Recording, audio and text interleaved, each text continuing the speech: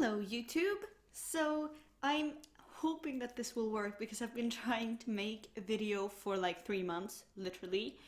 And because I have a new camera and a new microphone and I'm trying to figure out how they work. So bear with me if it's like going out of focus or like the sound is weird or anything. I will try to figure it out, I promise. And I've been having trouble with the editing because my computer hasn't been cooperating. And I think we figured it out. My boyfriend helped me, so I will now try to edit this on his computer instead, and basically we'll see where we end up. This week it's the Bout of books and the Crusher TBR read-a-thons, and I've actually participated in both. And when I'm filming this, it's actually midday or like early afternoon on Saturday, so technically the read-a-thons end tomorrow. But I have work tomorrow and I'll be there till like 7 in the evening, and then my boyfriend gets home and he's been away for a couple of days, so I'm not gonna make any plans to read. So I'll make this my Bout of books and Crusher TBR wrap up.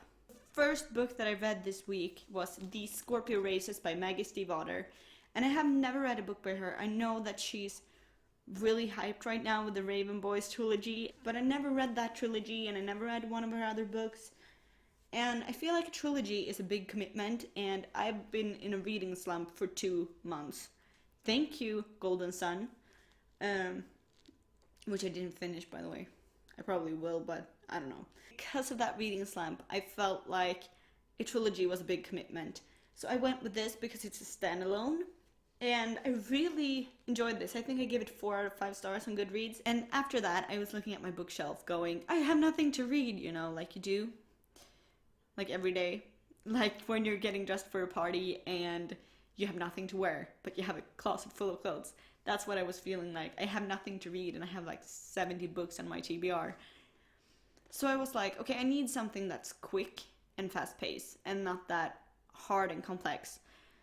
So I went with Peter Pan by G.M. Barrie. I hadn't read this yet and I felt like I should, and it's a classic as well, and this edition is beautiful. It's the Puffin Shock Penguin edition. It's obviously like a children's book, but I like the way it was told. Like the first chapter kind of threw me a bit because I didn't like the point of view or the way it was written, but after that, after Peter got into the story and they went to the Neverland, I think it feels like it changed a bit. It feels like the voice changed a bit, so I liked that more. And I quite enjoyed it actually at the end, but I think I gave it like 3 out of 5 stars on Goodreads. A read-a-thon like this, when you're supposed to be reading for a week and just doing nothing else, I feel like it's good to have something fast and easy to like break things up a bit.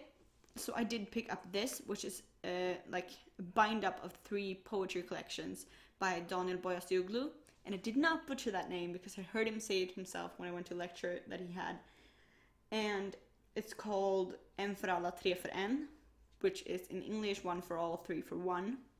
And it's just basically poetry, so it's really fast-paced because a lot of the pages just look like this. It's not that much text in it. He's my favorite poet, and this wasn't his best work, I'll say, but I did enjoy it really much, and I gave it 3 out of 5 stars.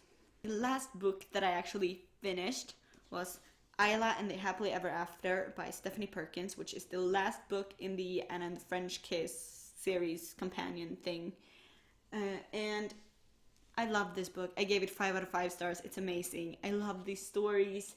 And what I really loved about this one in particular is that it takes place at the same time as Lola and the Boy Next Door, but on the other side of the planet. There's one part of this where like Josh is telling Isla about his parents and how they met, and he's like, yeah, they went to the same college and that's where they met. It's not really an exciting story. And she says something like, it probably was for them. Loved that because that's basically what this entire book was about for me. Realizing that like a love story is not just a love story because it's grand and there was a lot of romance and stuff. It's a love story because it's 2 people falling in love, and it doesn't have to be like fireworks and everything because it probably was to them, which is why I love that line where she says that, and kind of reminded me about It's not the story itself that's important, but the ending where you actually fall in love with each other. 5 out of 5 stars on Goodreads. I loved all of these books, and if you haven't, you should really read them because they're fantastic. And then the book that I did not finish is The Adventures of Huckleberry Finn by Mark Twain. I'm actually not reading this book. I got it like 8 years ago, literally, for like, I don't know, birthday or Christmas or something by my brother, and I tried to read it then. If you've read this book, you know that there's a million dialects in it. Like, it starts with an author's note telling you that there will be a million dialects in this book, and I wasn't catching on. When I started reading this like 8 years ago, I did not understand what was happening. So what I'm doing now, because I decided to try to crush my TBR, and what I'm doing now is that I'm listening to this instead as an audiobook. And generally I don't like audiobooks because I hear them but I'm not listening. But with this, it's actually easier for me because I can actually understand what they're saying. Like with the dialects, it's so much easier to listen to it than try to read it. So I'm enjoying it. And I haven't finished it yet. I just started the audiobook. I'm like 82 pages in, and I'm still counting it because I listened to it this week. So 82 pages of this, I can't really say that much because I just started it. Like you can see, I'm like this far into the book. That's nothing. That's not even, I don't even think that's a quarter. Yeah, I can't really say much about it, but I'm enjoying it so far. These are the books that I read this week for the Bout of Books 13, I think, and the Crusher TBR read-a-thons.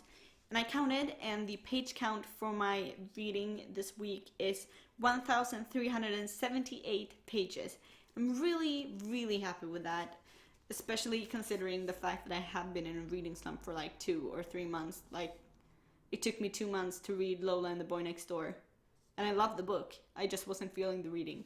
So I'm really happy with this. I feel like this might have saved my reading slump. I really hope so. And yeah, that's everything I had to say. So have a great life, and I will see you when I see you. Bye!